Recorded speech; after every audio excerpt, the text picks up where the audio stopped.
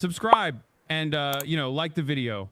AOC and Bernie have been drawing big crowds, bigger than Donald Trump and bigger than they ever had. And I want to talk about what that means for the future of the Democratic Party if they will pay attention to what's going on here. Stars in the progressive left movement drew big crowds in Colorado today. After hosting a rally at UNC in Greeley, Senator Bernie Sanders and Congresswoman Alexandria Ocasio-Cortez moved on to Civic Center Park in Denver. And that's where we find 9 News reporter Ria Jaw. Ria, the crowd was certainly energized tonight.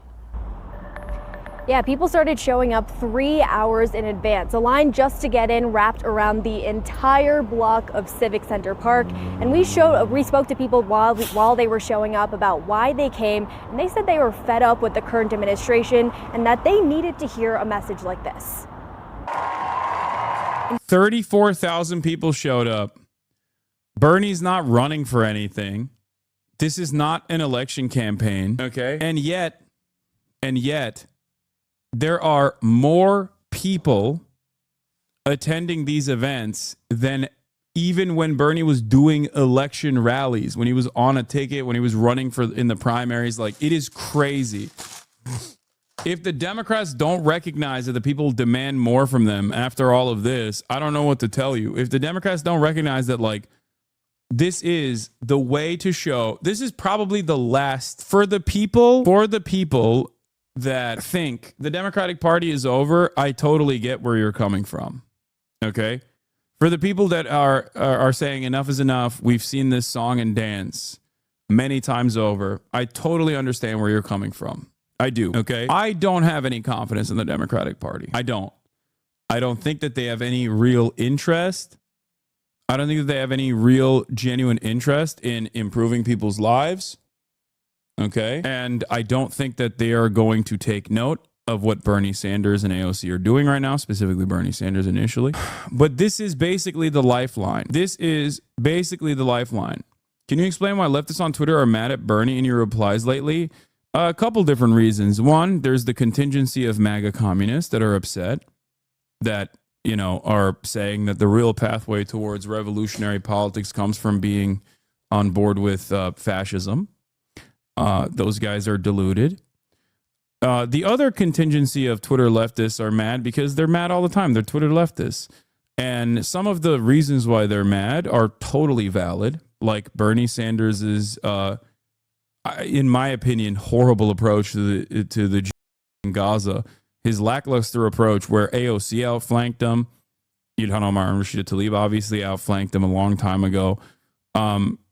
There are a lot of valid reasons to criticize Bernie Sanders on the issue of foreign policy. Voting for Marco Rubio as the head of the State Department. That's a horrible. There's a horrible legacy that you'll be leaving behind. Some people are perhaps a little bit cynical in the way that they analyze the situation. Understandably, I'm not discounting that there are real valid concerns here where people think that, Bernie is sheepdogging the new wave of progressives back into the Democratic Party in an effort to silence any kind of revolutionary potential. And I think that is another concern that people have. How the are we cynical? Bernie is a cynical one. He doesn't give a single about a single Palestinian. No, I'm saying that the anger that people feel towards Bernie Sanders with respect to his diminished response to the atrocities seen in Gaza is not a cynical criticism. I said that was the approach. Like, I understand why people are mad about that. I said that was valid. I also have genuine disagreements with Bernie Sanders on this. So the idea that all of the criticism is invalid is incorrect. I've never said that. Okay, I have not. That is something that I categorize as valid criticism. There are also cynical criticisms from people who just are MAGA communists or whatever. You know what I mean? That's it. Having said that, I think in the interest of charitability, the way I've approached this, the way I see the situation, and if people yell at me for I guess, quote unquote, platforming Bernie or whatever, I don't really care about that. I mean, you guys are just yelling into the wind. Who gives a shit? You're just farting into the wind. No one will even smell it. if anything, they're platforming me. Okay, it's a mutually beneficial relationship, certainly, but you can't really platform a senator, especially one that ran for president, or one of the most popular or infamous, depending on your political perspective, congresspersons in the United States right now. So on that front, I think those people are wrong, but it doesn't really matter. I don't really pay close attention to that stuff. Having said that, in the interest of being as charitable as possible, I think this is the last lifeline for the Democrats.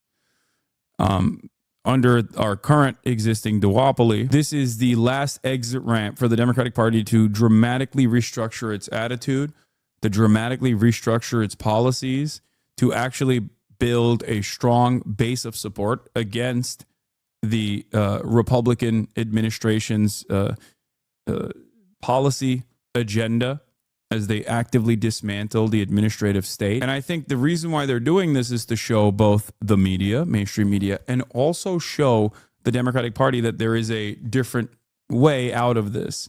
That if they continue with their third way neoliberalism, that they will not be able to ever defend the future of this country, and they will not be able to ever win ever again. And I think I don't think it'll be successful, but I do think that is what they're trying to do. And as I've said, one thing that they should be doing, in my opinion, if I had a magic wand, or if I could get in Bernie's ear, and I guess add some notes, even though who the f am I, right? He's been doing this for a lot longer than I have.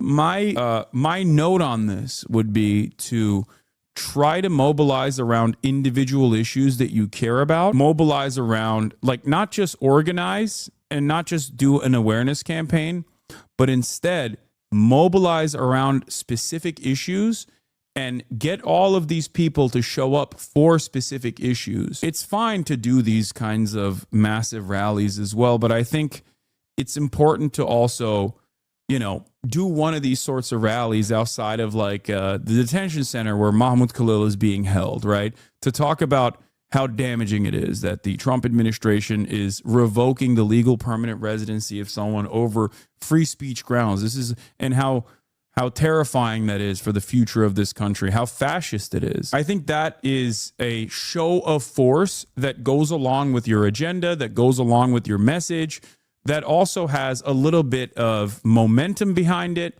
that could potentially strike fear in the heart of this administration. And that's my attitude on this. I think you could do a two-parter. Yeah, Daniel Denver also is of the same mind here. Bernie and AOC should rally at Columbia against the repression.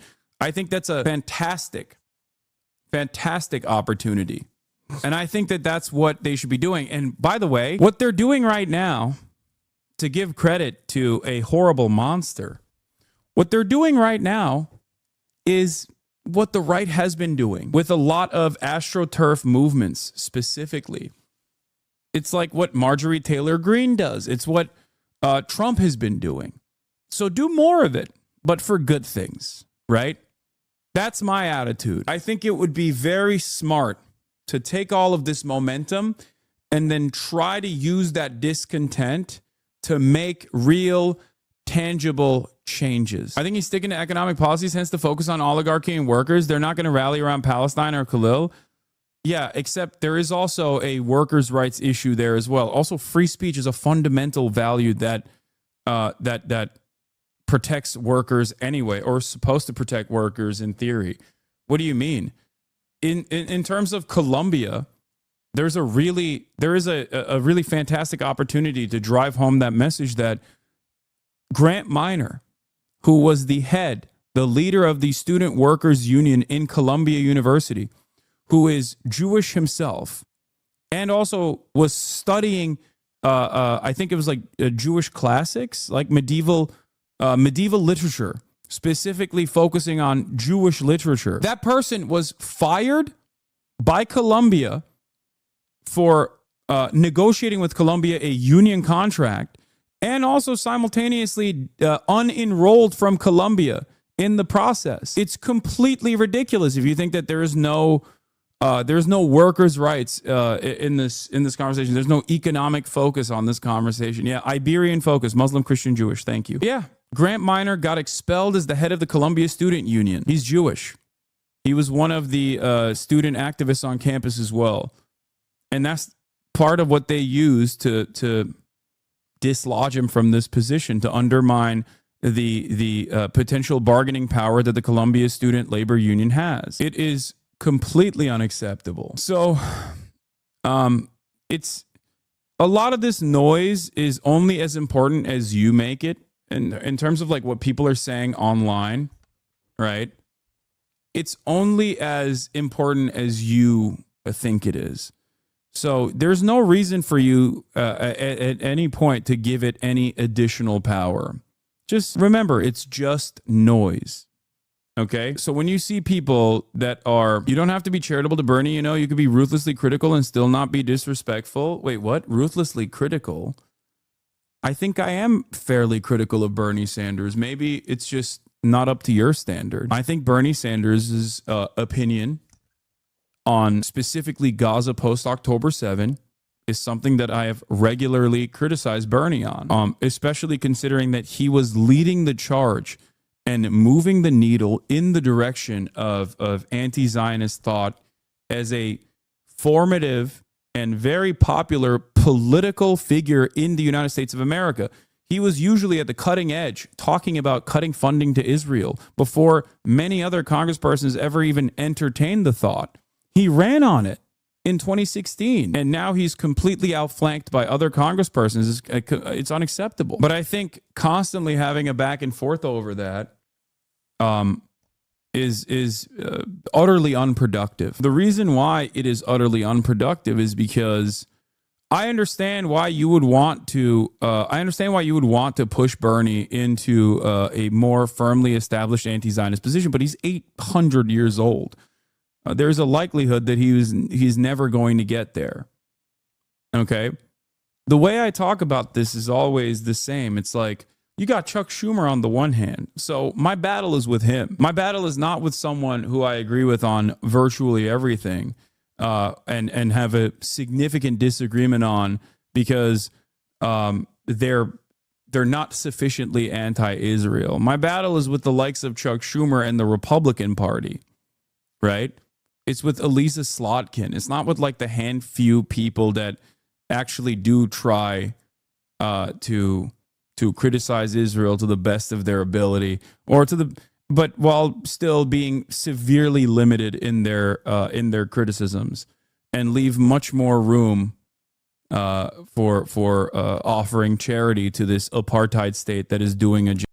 Chuck Schumer and Bernie have zero daylight between them, regardless of Israel and Gaza. Yeah, I mean, you're wrong. That's just, sorry, you're just insanely wrong. That is psychotic. This is Twitter brain rot. But the distinction on this doesn't even matter at the end of the day. Like, I'm doing the thing again where I'm like seemingly defending Bernie Sanders or anything like that, where it's like, I'm not on this issue. There's no defense of Bernie Sanders, but you're wrong. And now my neurodivergence is causing me to course correct because you're just fundamentally wrong. And it's most likely a foolhardy endeavor because you've made up your mind on a delusional statement already.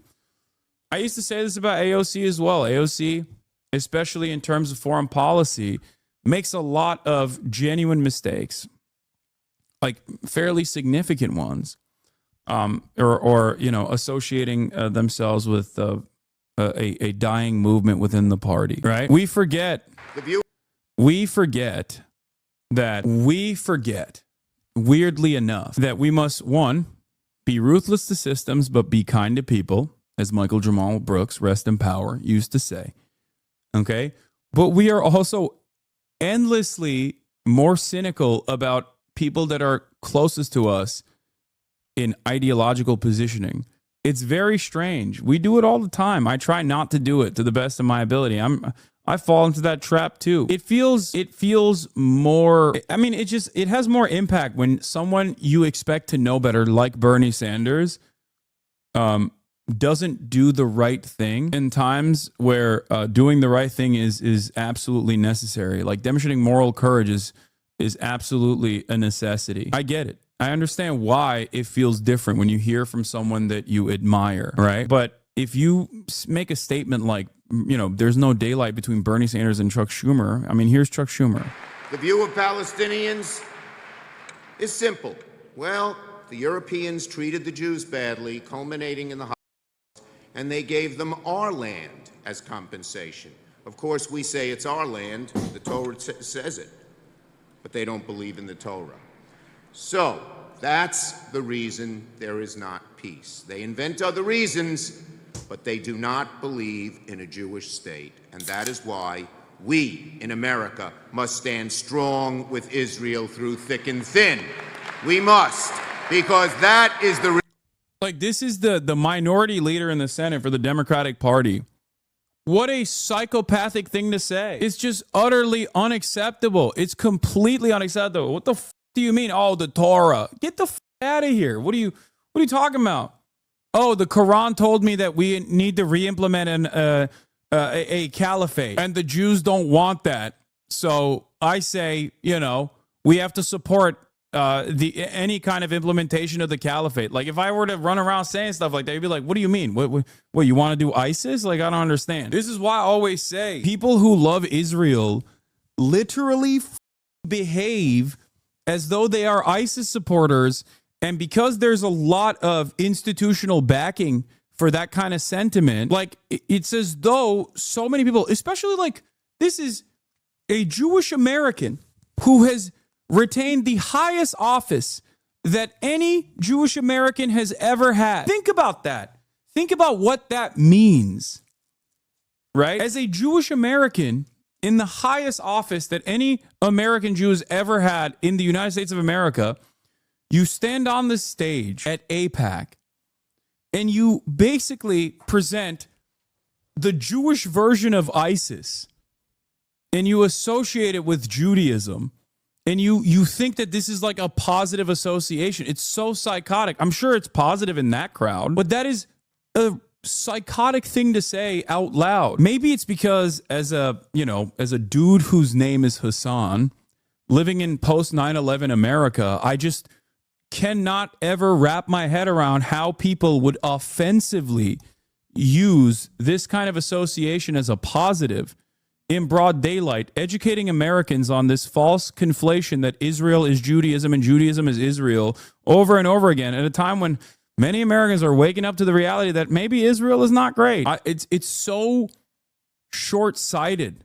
Even if you don't care about it's so short-sighted in terms of self-preservation. You are so dumb for doing a dual loyalty trope, but wokely, thinking that like Americans are not going to respond to that, thinking that Americans are not going to respond to that negatively and be like, okay, well, you taught me that this is for the Jews and it's because of the Torah. Now I'm believing a whole bunch of Yes, I know this was in 2018, chatters. I know this is an old clip. It doesn't change the dynamic at all, and it doesn't change the reality of it. He still has these opinions. What are you talking about? Reason, not any of these other false shibboleths, why there is not peace in the Middle East. Too many people don't understand that here in America. Do you get it? Do you understand? Schumer was already getting his wish a decade before even a single rocket was fired. To this day, Israel justifies carrying out preemptive strike and starting the 1967 war based on a partial blockade from Egypt, but Palestinians is apparently just necessary medicine. Yeah. So for people like myself, when I heard this, I was like, that's why I always try to tell people to, like, I guess, be a little bit more charitable, because I know the societal attitude towards Israel until recently. Like, a lot of you guys are very passionate. Many of you just found out about it. And I'm not talking about Palestinians, okay? They obviously were very aware of the situation for their whole lives. But, like, there are many people in the West who are just, like, very, very understandably passionate about the situation, because it's like the worst thing you can do. It's the worst crime that you can commit against anyone. And so in that passion, you find yourself taking hardline stances and not understanding the position that certain people have, not giving people grace and maybe even removing the nuance from the equation. And that's where that conversation takes place, where you're like, Chuck Schumer and Bernie Sanders, has no daylight between them. No, that's not true. It's just simply not true. Is Bernie Sanders' statement, are Bernie Sanders' statements on Palestine appropriate? No, of course not. Having said that, the position still, my position on this still holds. If every single congressperson had Bernie's attitude, Israel would not be able to do it. Do you see what I mean?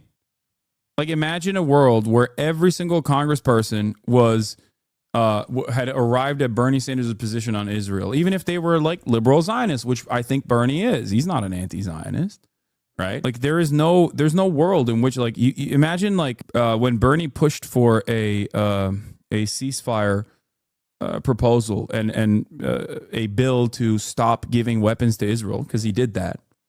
Instead of having like 17 signatories, imagine if he had 100. Like, that's unimaginable. That's a world that doesn't exist right now. I wish for a future where we look to the likes of Bernie Sanders and we look to the likes of AOC as like moderates. I wish for that future, but that is not where we're at right now. So especially when you're doing politics, especially when you're mobilizing, especially when you're advocating for certain things, you have to remember what the broader audience and their attitudes look like. Having said that, I think Bernie Sanders could be saying a lot more about Israel. I think he does the classic thing where he just like hyper focuses on Benjamin Netanyahu, even though he will at times say that there is like Israel is engaging in morally repugnant behavior. Like, he will openly say that Israel is doing this, not just Benjamin Netanyahu. So he gets it to a certain degree, but I think that there is too much social conditioning, lived experience, and too much, I guess, hope in his mind as a guy who went and saw the kibbutzim, the kibbutz, to fully subscribe to the notion that is the truth, by the way. It's not even a notion. The truth that Israel is a fascist apartheid state that is currently doing a job. You have to recognize that. That is not, I understand why, and that's precisely why I understand why people think this is not like simply a difference that is reconcilable. This is an irreconcilable wrong that must be corrected, okay? In front of this crowd, these two didn't need any introduction. In the hundreds of rallies that I have done, we have never, ever had a rally as large as this. Thousands of people flooded the Civic Center to see Independent Senator Bernie Sanders and Democratic Representative Alexandria Ocasio-Cortez, drawn by a sense of urgency, fear, and frustration. Well, the reason I'm here is I don't like the way this country is going right now. Even before they spoke, the crowd knew what they were hoping to hear: accountability for the issues they care about. I'm actually a psychiatric nurse practitioner, and I have so many patients who have Medicaid or Medicare. I'm afraid for the country. On stage, AOC wasted no time challenging not only Republicans, but her own party. And this isn't just about Republicans. We need a Democratic Party that fights harder for us, too. Neither Sanders nor AOC spoke directly to Denver-specific issues like immigration enforcement in the city or the rising cost of living, instead focusing on national themes like raising the minimum wage. You're a loser and a racist, and all your UR viewers are brain dead. Okay, yeah. Don't ban this guy. I want to know what they mean when they say I'm a racist. I really want to know. And taking on billionaires. Is we will not allow America to become an oligarchy. This nation was built by working people, and we're not going to let a handful of billionaires run the government. Both leaders finishing off with a reminder to the people: the power is with them. No, it's not Bernie. Not Bernie. I got bad news for you. It's you. I want you to look at every level of office around you and support Democrats who actually fight, because those are the ones that can win against Republicans. We are going to get through this. It was one of many stops across the West this week, and tomorrow they will be in Tucson, Arizona. Yeah, right now they're in Tucson today. We're joined by someone who knows all about these issues and has warned about them in film and in politics. Michael Moore, the Oscar-winning filmmaker, has campaigned in previous cycles with Bernie Sanders. He's, of course, an author and a popular Substack columnist. Welcome back. Did the guy respond about what I'm racist about, or did they just like move on? Did they say anything? No, that's it. Just that I'm a loser and a racist, and my viewers are brain dead. Huh. Interesting. Thank you, Ari. Where do you want to begin, Michael? Go ahead. Oh, wow. Well, first of all, it's great seeing Bernie and AOC out there across the country. And it's starting to feel, I don't know if I should say this, it's way too early to talk about 2028 yet. Everybody's thinking about what we're going to do next year. I believe that Alexandria will be 35 by Inauguration Day in January of 2029. And perhaps historians will see this tour where Bernie and AOC barnstorm the country. Oligarchy versus democracy. And that introduced the idea of we need a whole new person, a kind of person in the White House that is going to fight for the people. And while Bernie may think, well, you know, maybe by 2028 he's going to be too old, you can see just how not old he is. It's just been amazing to watch the tour this week, and to think about. God, I mean, it's interesting to see. This is a moment of vindication for someone like Michael Moore. It's a moment of vindication for someone like myself as well. But like, I can't help but see the danger ahead. And so close that I can't think about like who's gonna run and what their chances are in 2028. You know what I mean? I'm sure he can't either. He basically said that. Anyway, let's continue. That we have somebody like Alexandria Ocasio-Cortez to be the voice of. We have two full generations now of millennials and Gen Zers that are mad as hell at the world that they're being handed by the generations before them. And I can't live through another election where people stay home like they stayed home this time. I'm talking about liberal, lefty, Democrats, independents, people that by the millions stayed home on November 5th. And that cost us the election. There's more of us than there are of them. You look at every poll on the issues, the majority of Americans agree with Bernie and me and AOC. And yet millions stayed home. That's on the Democrats, and that has to change. And I'll just say one more thing. What I love about the tour is that Bernie is putting forth the idea that the Democrats have let us down on. Some people are misunderstanding when I said 2028 is too far away. I heard some chatters going.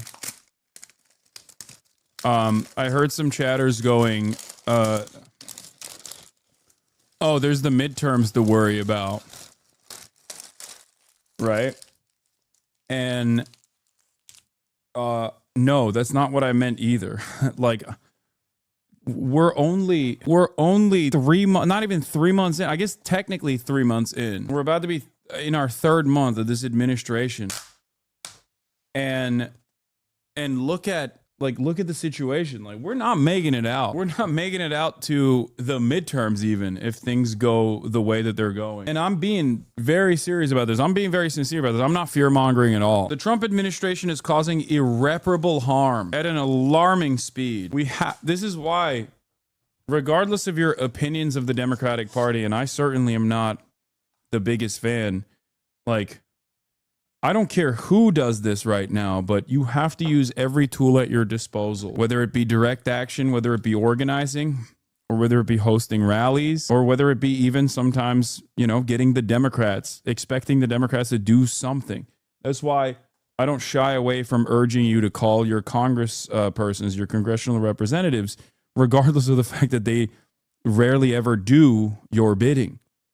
Because the moment that you just completely check out of that part of the process is a moment where it's over. What are we going to do? Direct action in terms of like arming ourselves? Is that what your advocacy is? My goal is to avoid that reality. 800,000 Germans were arrested in the buildup to the Nazi regime and during the Nazi regime before World War II. 800,000. Many of them were killed in these camps. I don't want America to get to that point. So I'll use every tool in my disposal, which even includes trying to get Democratic congresspersons to still do the right thing, bring them there by force if necessary, in order to avoid that outcome, including Uber Eats. What are you talking about, dude? Some of you literally have lobotomies, I think. One of the many tools at your disposal. God, shut the up. God, it's just like, I know you're joking. Here, I'm going to unban you so you can be like, I was just joking, actually. And then I'm going to ban you. Dude, I swear to God, it's over. It's done. When I see stuff like this from, like-minded leftists who are just like, yeah, dude, keep eating that Uber Eats. Like, okay, dude. Yeah, you're right. I'm phony. I'm a capitalist. I don't give a shit about anything. I'm just going to be right wing then. You know what I mean? Like, there's no locking in involved here. Okay. It's all locking out. Is everybody's BDS or something? No, it's not. It's just people doing like fake, phony, I'm leftier than down nonsense. Yeah. I'm apolitical, dude. I'm apolitical. Yeah. I'm right wing. I'm a grifter. I'm a right wing grifter. Oh, I'm so tired. In such a profound way. We need people running for office as independents like Bernie does. He does just fine. Now, maybe in your state or your city, that's not the best thing to do. But less, Bernie is not a member of the Democratic Party. Neither am I. And there's a reason for that. It should be evident by now. And we're not going to survive. If we think the Democrats are the cavalry and the cavalry is going to ride in and save us, that's not going to happen. Not with these Democrats. I'm sorry. I hate to say that, but we need more independent people. There are people watching me and you right now that need to think about running for office next year, local office, state office, Congress. We need to primary these Democrats that don't have the guts and the courage. Our country is being dismantled right now, and we are watching it.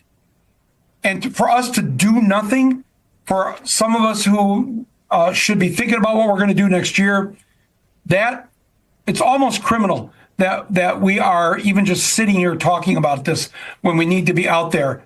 We should be in the streets. We should be running for office, and we should quit thinking the Democrats are going to save us. I'm sorry. I know a lot of people don't want to hear that. You're going to get a lot of emails and calls from people. Why are you having Michael Moore on? But I'm sorry. I can't go through another November 5th like we just went through. And in these 3-4 months since then, what we're watching happen every day, every hour, you turn on MSNBC and it's something else. What was it 2 hours ago? Oh, they're dismantling the civil rights office of the Department of Homeland Security. And if anything has proven that we need a civil rights office in Homeland Security, it's what has happened to Mahmoud Khalil in the last couple of weeks. This is the Columbia University graduate student who was arrested and disappeared to Louisiana, not committed a single crime, not accused of a single crime. All he has done is to try and stand up for his people, the Palestinian people, with his freedom of speech rights that he has as a legal permanent resident of the United States of America. And the fact that we have I'll jump in, although I let you run it for a while, Michael.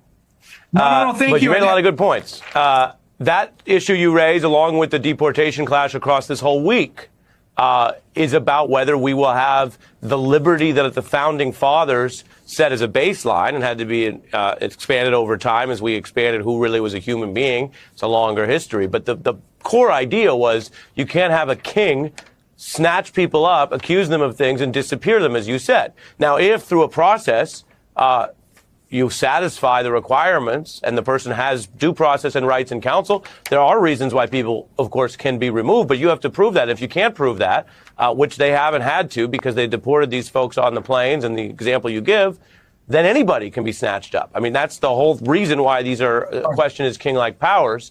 Your first point is really profound. You say people might not like it, but the Republican Party was fraying, and it got a boost of MAGA, which went against a lot of its core values, but became this cult of Trump. But it papered over that sclerotic party. And then people say he took over. And the Democrats, from what happened to Bernie, which we've covered in the initial time he ran against Clinton, to a lot of the other problems the party's had, also have these complete credibility issues with the public. So we're watching a public that doesn't think either party's that great. I could show you the numbers today, and I could show you the numbers a couple of years back. It's what you said. And so the larger grassroots question is who's going to step up and meet that. So I appreciate what you said there. I want to give you more time, and I want to show you something on prices because all the way back to Flint, Michigan, we ignore the working people at our peril in a country like this, as you've documented. And so here's the double talk from MAGA on what people do care about, which is jobs and price. Are you expecting agricultural products to be more expensive as a result of tariffs, Secretary? When they voted in November of 2024, they knew that's what they were voting for. There may be an interim period as we're readjusting the entire economy. But listen, real change takes disruption. I will immediately bring prices down starting on day one. One on groceries. It's a very simple word, groceries. Like almost, who uses the word? I started using the word. The groceries. Starting the day I take the oath of office, I will rapidly drive prices down. Prices aren't down. Markets are down, and tariffs are up. Is this a bait and switch? Go ahead. That was the word, groceries. Okay. Yeah, listen, this is the gift of Trump, if I could put it that way, that he has already started to turn his own people against him. They're not quite there yet, but when they start going to the doctor and there's no Medicaid payment, and they're going to have to pay that doctor for their children and all of that, just go down the whole list of things that it's going to cost them more and more money. It's going to be harder and harder to live. And they're going to understand that he's the one that made this happen. And maybe he's thinking, well, I'm really good at lying, and if you just say it long enough. My fear is they won't. And the reason why I think that is not because of the cultish mentality, because some are in the cult and they'll never see it. But the real reason why people won't see it is because there's no active, deliberate attempt to make people understand that he's doing it. And without that, absent of that, he could just keep lying about everything. They'll just say, we haven't punished trans people hard enough. We haven't punished Mexicans hard enough. We haven't punished the Democrats hard enough. This is why I say I don't have to be a supporter of the Democratic Party or a card-carrying Democrat to know that they have to do this messaging. Because as long as the duopoly still exists, I don't care about strengthening the Democrats. I care about making sure that we use them as a weapon to wield against the Trump administration. This doesn't mean that I'm a Democrat. This doesn't mean that I'm a liberal. This doesn't mean that I'm on board with the Democratic Party's agenda. I want them to fight. The Democrats are a tool to fight against fascism. As long as they exist, that is the unfortunate reality. Do you understand? Just like Bernie Sanders' impact wasn't simply, Bernie Sanders' impact was not simply about running and almost winning in the primaries. His impact, I think, most significantly was bringing these ideas to the main stage and showing Americans that these otherwise radical positions are not so radical. There is a politician out there that is advocating for the American working class's best interests. Using the existing avenues to garner support like this is phenomenally important. And I think a lot of people that want to maintain ideological purity don't recognize that. People that want to maintain ideological purity don't understand how important it is to present yourself in ways that is palatable to as broad an audience as possible. Never compromise on your values. But when you talk about issues, understand who you're talking to. That's why when I go on Theo Vaughn's podcast, I'm not compromising on my values, but my messaging is different than when I go on, the Deprogram podcast, right? This is just the way you communicate in a normal way. If you want your otherwise unpopular or not well-known worldview and perspective that most people inherently despise due to a century of Red Scare propaganda. If you want those positions to come across as palatable, you have to be normal, and you have to use every outlet you can to keep moving the needle in that direction, to bring more people on board. That is my primary focus right now, because looking at the material conditions in the United States of America, analyzing the lack of class consciousness that the working class has here, I think there's still so much need for agitative propaganda to get people to understand that they're being fucked over by this system. A lot of you fantasize about a post-communist utopia when you live in one of the most reactionary countries, reactionary anti-communist countries on the planet. This is not about propping up the Democrats, but instead using their platform and trying to get them to understand, perhaps it's a foolhardy endeavor, and I certainly think so, by the way, but to get them to understand that you have to change trajectory and you have to focus on the material. You have to focus on policies. You have to talk about how Trump is harming American lives directly, and drive a wedge between Trump and his base of support to the best of your ability, and try to undermine the Trump agenda every step of the way. If you don't do that, you're done. That's it. And you might disagree with my method, and that's certainly fine too. That's fine. Go ahead. You can disagree with me all day. It's not the end of the world. I'm going to keep doing what I'm doing. You do you, I'll do me. All right? Price of eggs, price of eggs, price of eggs, price of eggs. They'll go with that. I don't think so. I think the American people are smarter than that. And I know fellow liberals are watching this and going, Mike, no. But yes. And from, as you mentioned, Flint, Michigan is the birthplace of the 8-month pregnant wife of Mahmoud Khalil. She was born and raised in Flint, Ari. She was a top student at Flint University of Michigan, Flint branch. Gave the graduation speech there about 8 years ago. She's now a dentist. She's Dr. Noor Abdallah from Flint, Michigan, American citizen. He's a permanent legal resident with a green card. And I'm sorry to go back to that, but I'm just saying that the people in the state of Michigan, which Trump won, in the Flint, Michigans, in the Grand Rapids, in the Pontiacs, all those places, he's not going to keep this up. They're already on to him. They're already on to Chainsaw Man. And I read this thing the other day, the Michigan Chainsaw Massacre, of how Michigan is already hurting by the things that he's done. People are wise. They will come along to this. They will realize this. The Republicans, there's this, what's his name? Andy Biggs. They're all getting just slammed at their town halls. He's doing a town hall. He said now that only Republicans can come to it. They're going to vet you and make sure only Republicans can get in the room. Andy Biggs, if you don't know, if you're watching this, is one of the 147 Republicans who, after a violent mob took over the United States Capitol on January 6th, and it took almost till late in the evening, near midnight, for the police and the National Guard to remove them from our Capitol. And then all the members of Congress and the senators came back in.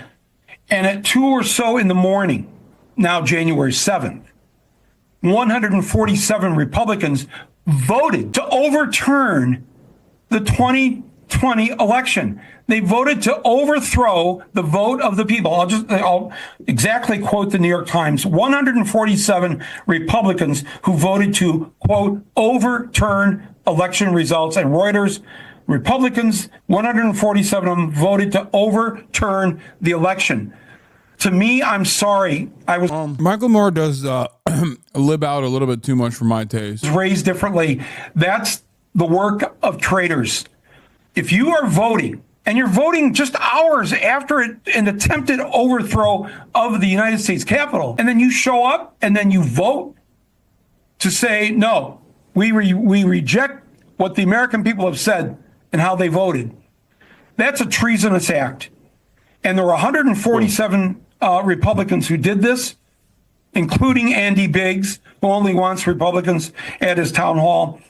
The American people occupying this much space with January 6th related criticisms is wild. I wholeheartedly agree with that. I've taken a lot of shit for not wanting to throw AOC and Bernie out and giving them grace. I know where regular people are, and there are the people that represent us in the minds of normies, reachable libs, etc. Yeah. I'm not saying that like AOC and Bernie Sanders are going to save us. I'm just saying that they are, as elected representatives with a lot of motion, with a lot of popularity, they are incredibly valuable tools at your disposal. Spending every waking moment yelling at them, I think this isn't to say you shouldn't criticize them, by the way, but like the level of criticism I think that they receive from people that they're closest to ideologically is always funny to me, because it's like there are so many more infinitely worse people out there in Congress. I understand why you'd be more upset at them, because it's like disappointing to see someone that you trust, right? That's not for you to police. It's not. But you know what my job is? My job is to try to find the most effective means of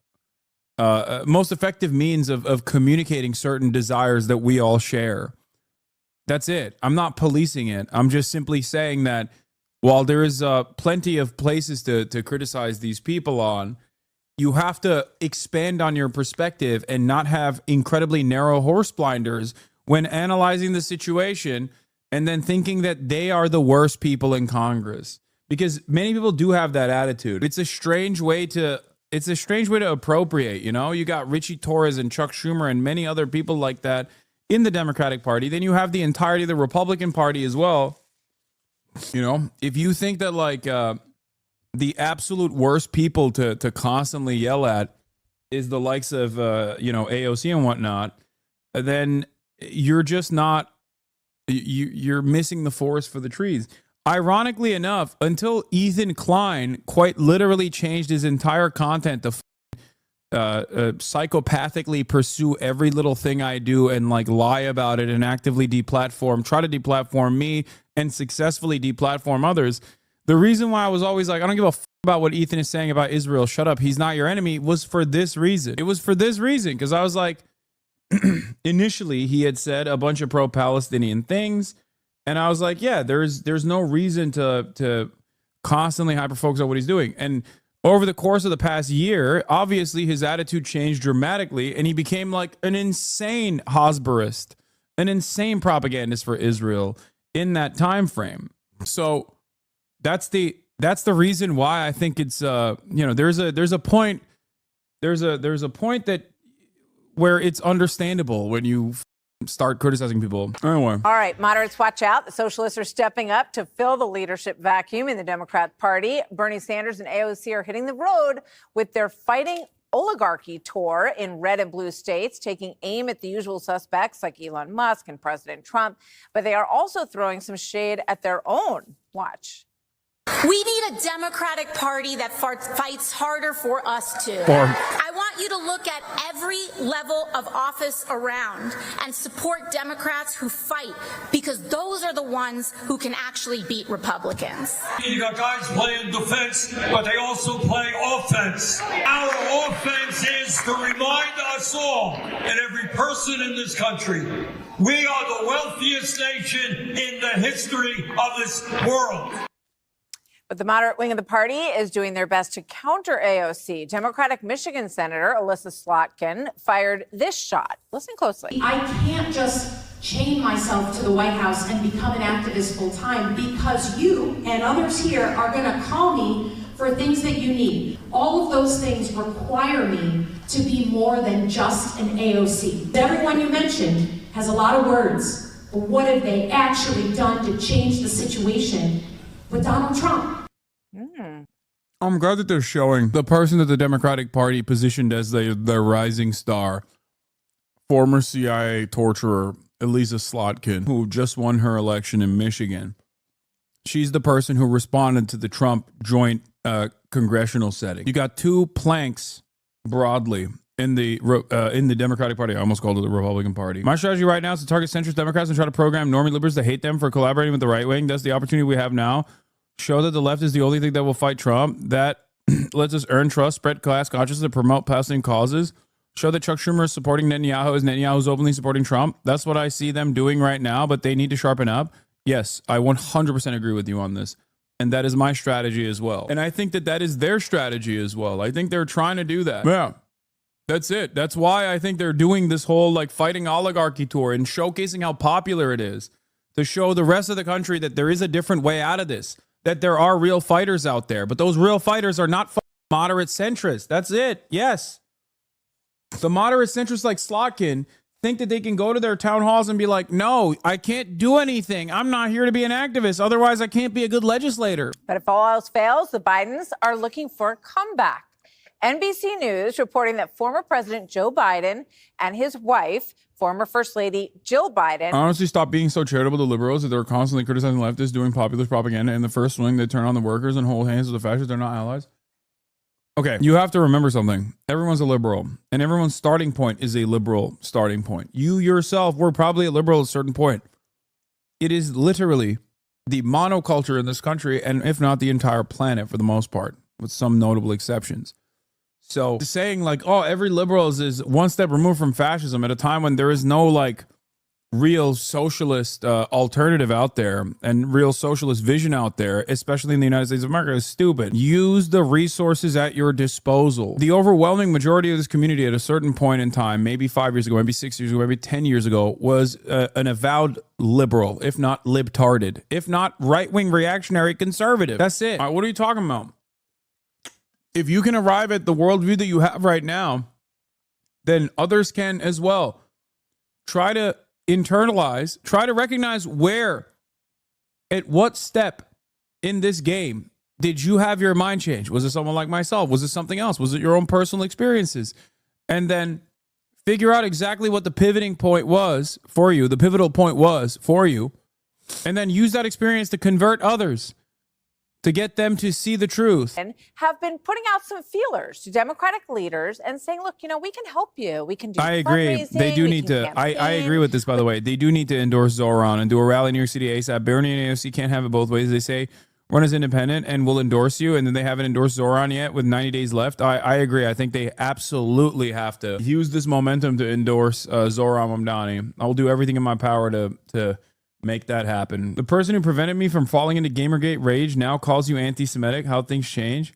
Wait, it was Ethan Klein that prevented you from falling into Gamergate rage? That's so funny. Yeah. Yeah, well, the world is a crazy place, you know? With my political development, I think there was a time when Ethan and I were in the crosshairs of one another, or at odds with one another. Not that I really paid attention to what he was doing back then, but, you know, having Jordan Peterson on and things of that nature, like that would have put me directly against him ideologically, and now we're back to that norm, I guess. Also, not to glaze you too much, but I really think they don't give you enough respect. 50K live viewers on their stream is larger than the biggest rally Bernie ever had. That really doesn't seem to sink in with them. It's all good.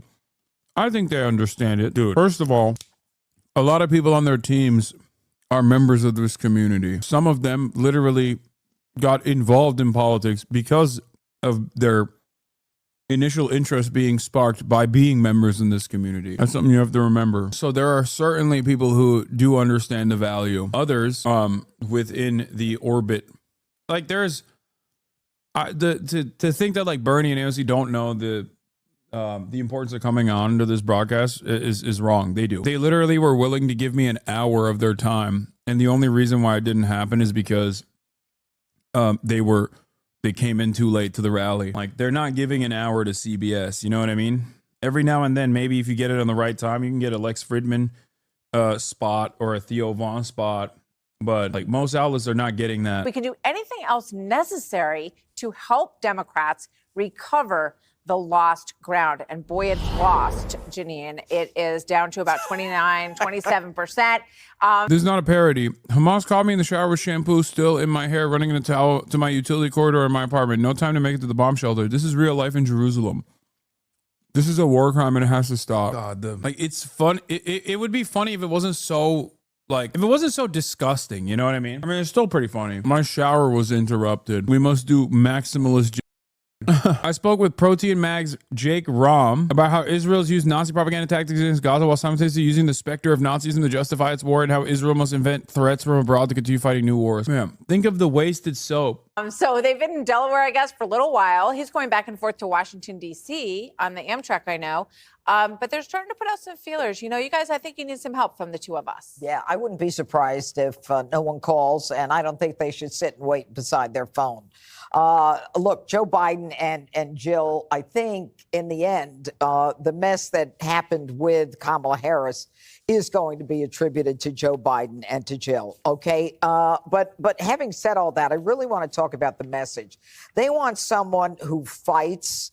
They want someone who does actions, according to Elise Slotkin, actions over words. And, does that mean that you don't talk about things that, you get out there and you torch things or you burn things up? I'm not sure what that means. And plus, I think it's kind of crazy that they want to fight an oligarchy when I think it was Fetterman the other day said, I don't think the Democrats should use the word oligarchy. The American people don't know what it means. And I don't think they know what it means, especially Bernie Sanders, because he's a socialist. And the truth is that, socialists control pretty much every aspect of your society, and they want to fight the oligarchy. I mean, I don't quite get it all. But this is a whole bunch of... What the are you saying? A socialist controls every aspect of your life? What are you saying? Where? I don't know. I don't know what to do about this, but it's good that we look at this stuff because I hope you understand this is what half, at least, the country believes, if not more than half the country, okay? This idiotic slop is coming from the most popular news commentary broadcast, okay? Fox News. I need you to understand, there are a lot more people that tune into this and subscribe to this notion than there are even Republican Party voters. It is unimaginably cooked, which is why I always find it funny when people are like, you know what? These guys. Bernie. He's not as radical as I want him to be. It's like, yeah, he's not as radical as I want him to be either, dumbass. But look at the situation. Look at the goddamn situation. Our socialist is controlling every aspect of your life. It's like, where? Who? What are you talking about? God, the situation is so bleak, dude. We got direct billionaires. The wealthiest billionaire on the planet has complete control over the administrative state and is using every opportunity to dismantle it. And this is the dumb shit that people are hearing and going, hell yeah, to. The notion that, like, socialists control every aspect of people's lives. Like, what are you saying? Nothing from a whole bunch of nobodies because Donald Trump broke the Democrat Party. They don't have a message. They don't have a messenger. This might be one of your few libbed up opinions. If you think it's libbed up to like actually exist in the real world and talk to real human beings who have some of the dumbest opinions of all time, then I don't know what to tell you. Then I guess I am libbed up, Like, what do you mean? America is an incredibly reactionary country. Yeah, thank you. Literally, the first thing you learn as an organizer is to meet folks where they're at. We got to get realistic on moving people instead of focusing on ideological purity. Thank you. Exactly. They just want to fight. They don't know what they want to fight about. Half of them are happy about what's going on with the torching of the Tesla vehicles. Nobody's coming out against it other than Ro Khanna and maybe Bernie Sanders. They're in the middle of an abyss. They don't know what to do. And, I think in the end, the party is going to be split. They say they're like the Republican Party when the Tea Party came in and kind of fractured it. They've got like two Tea Parties. They don't know who they are or what they're about. And, if final note, if AOC wants to say they're the party of the working Americans, don't let her forget that she wouldn't allow Amazon to come to Queens, that there were 25,000 jobs that would have been available, $4 billion in lost wages, $4 billion in additional business to local businesses. Don't even use the word AOC. Just, I have the same question when she talks about fighting, wanting someone who fights and fighting the oligarchy. What does that actually mean to you as you hear it? It means that we need representatives that want to be out there with the people, holding rallies and town halls, people who are talking about what's going on in the administration, the trade-offs of, Trump wanting trillions in tax cuts for people who earn a ton of money, and that they're going to come and cut your Medicaid. She's talking about people that are open and honest and responsive, and people who admit what's going on, the harsh realities of what's going on in some blue cities, which is, she had been talking about it. And this week I've mentioned it every day, but Ezra Klein and Derek Thompson's new book, Abundance, is coursing through the conversation in Democratic circles. So, AOC and Bernie, you can call them radicals.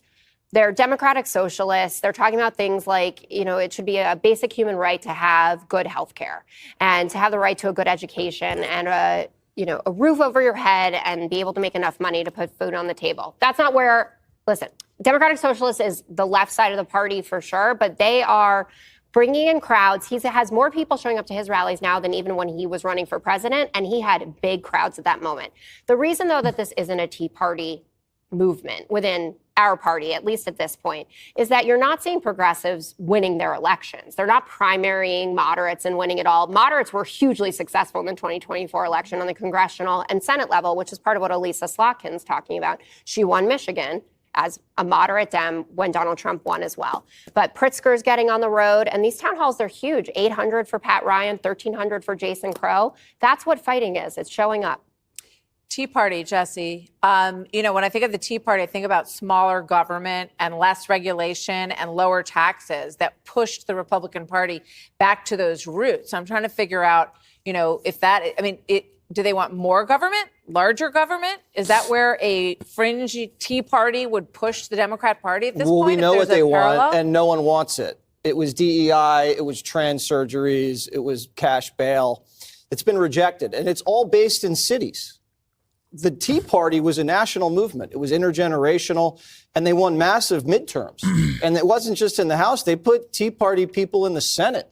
And Trump came out of the Tea Party. So I don't see a Tea Party yet, but it could be fun to watch. The Tea Party is not an analog because the Tea Party was an AstroTurf movement. The Tea Party also is aligned, not diametrically opposed to the agenda of the Republican Party. They just are basically Republican plus. This is the major difference between a real populist left movement coming from within the Democratic Party and outside of the Democratic Party. It cannot be AstroTurfed in the same way that the Koch brothers basically designed the Tea Party movement. It can't. No billionaire is going to fund a socialist movement. They're not, because it's, inherently against their existence. They're not going to do that. So that's number one. Number two, the Tea Party is Republican plus, whereas Democratic socialists, socialists alike, and trade unionists even, and their advocacy is directly at odds with the advocacy of the Democrats. That's why they sign off on messaging bills that say communism will never come to the United States of America.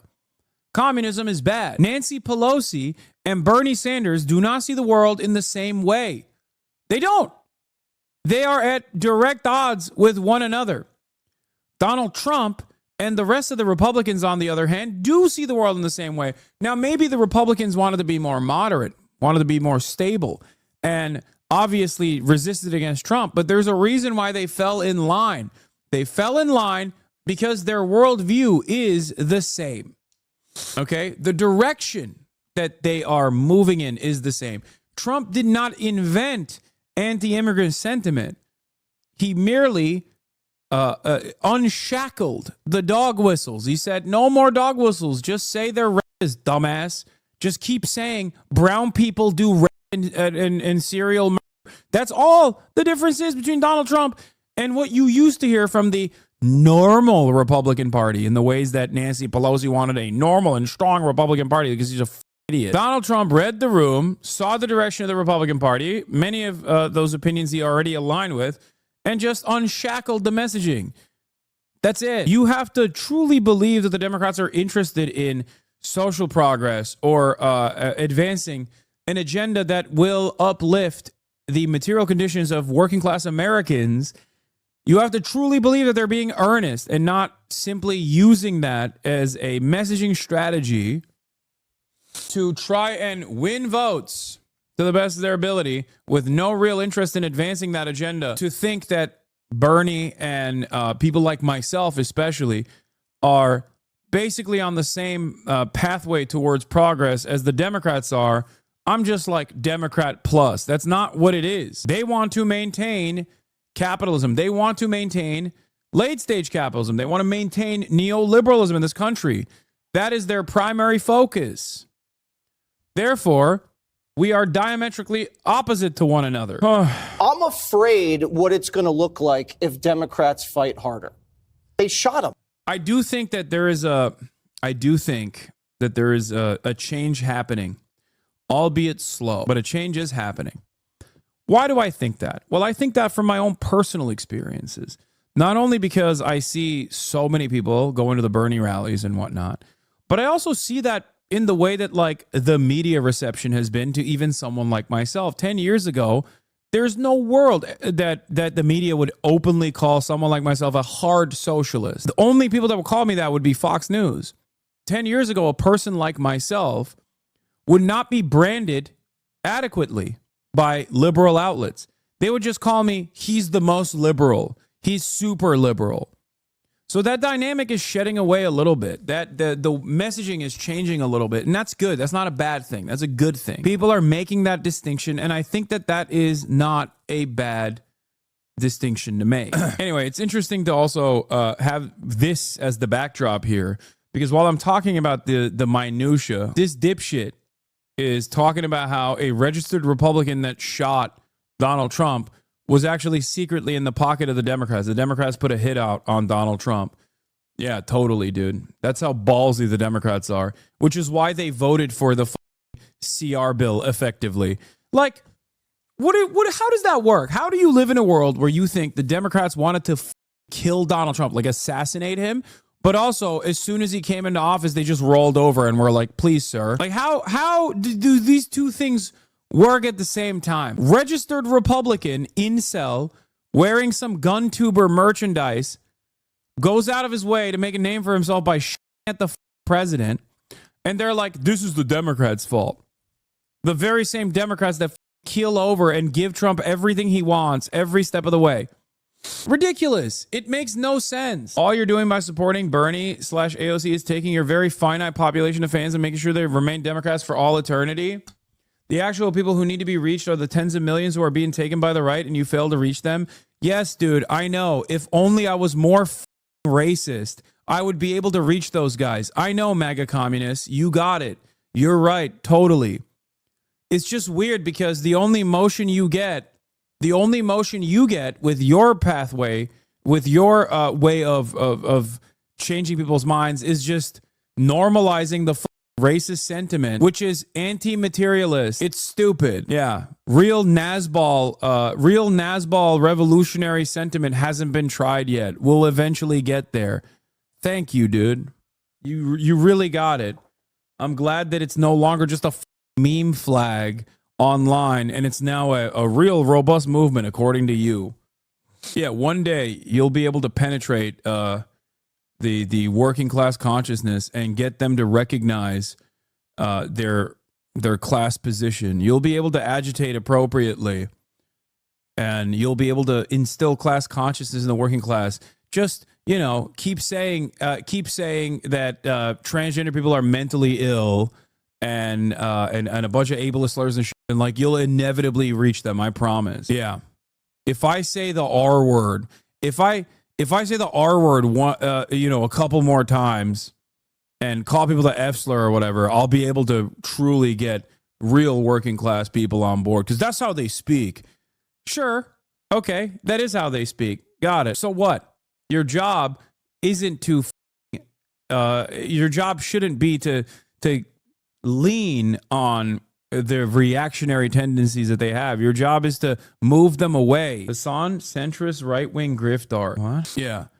It's so funny that, like, these guys, a lot of MAGA communists, their starting position is despising the Democratic Party. And that's understandable. It's understandable to despise the Democratic Party. It's a bourgeois party under the duopoly that still is very much on board with maintaining capitalism, right? It's the controlled opposition party. And yet what you're doing is literally the exact same thing that they're doing.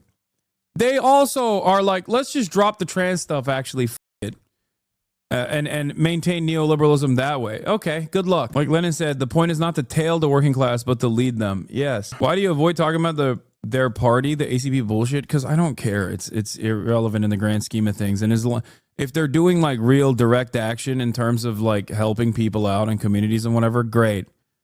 If they actually, if they're, actively spreading anti-capitalist thought, good. Okay. I think there's a whole bunch of reactionary garbage there, and I don't personally care about it. And it's the nicest thing I can do is to not yell about them all the time. Yeah. They fined him $500 million. They tried to strip him off the ballot. They impeached him twice. They had a guy with a gun show up to a Supreme Court justice's house after they accused him of rape. I mean, literally, what more can you guys do? The only thing that you haven't done is shut down the government. Be my guest. Because then we'll find out who is really an essential worker. But you're right, Jessica.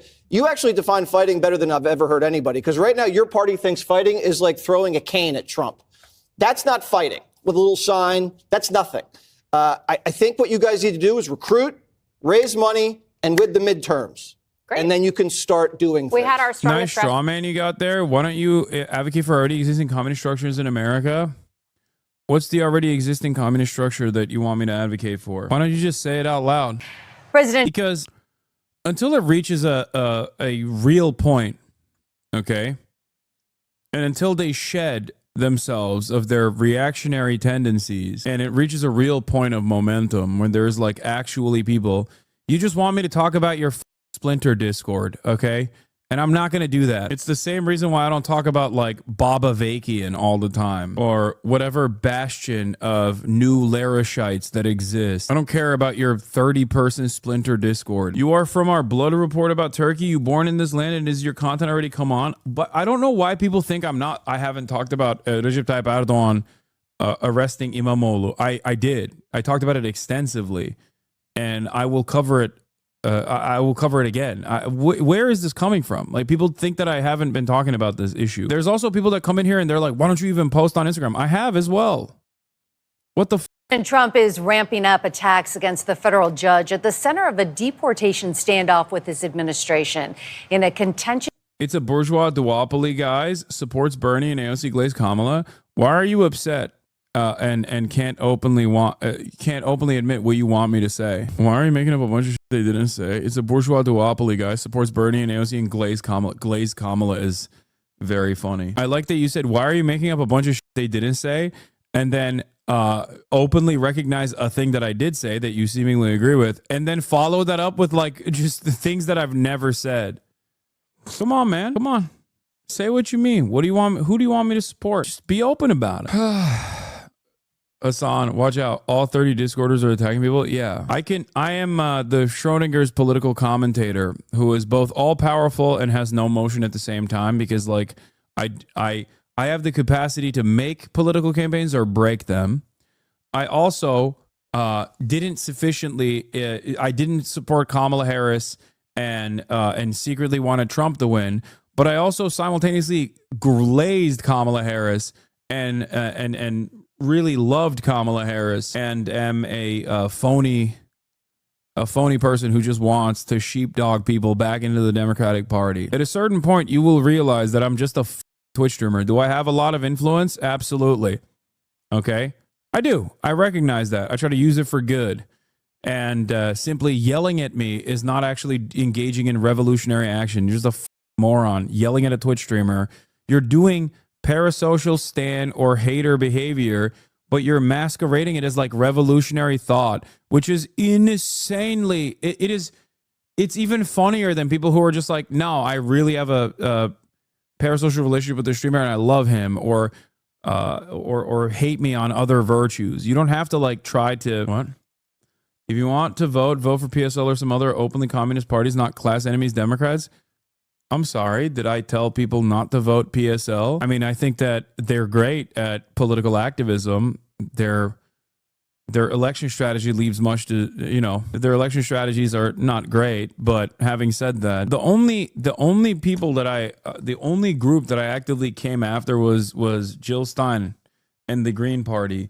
And the reason for why I did that wasn't because I just don't believe that they're serious. They're not. Just hearing yesterday, Judge James Boasberg accused the Trump administration of disrespecting the court and ignoring orders after they deported suspected Venezuelan gang members last week.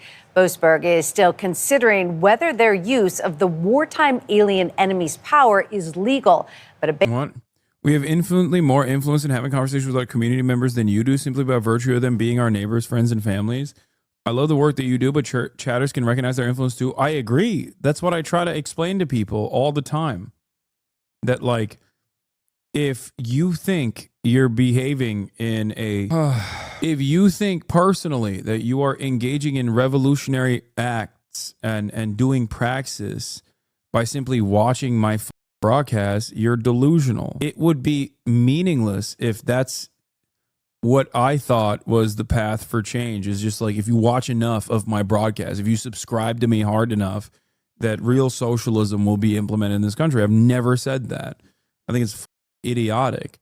That's why I always remind people that without all of you going out, talking to other people, trying to instill class consciousness amongst your friends, amongst your neighbors, without all of you going out and engaging in community organizing, engaging in direct action, engaging in protest, and trying to expand class consciousness, and simultaneously unionize your workforce, joining PSL or DSA or many other organizations like that.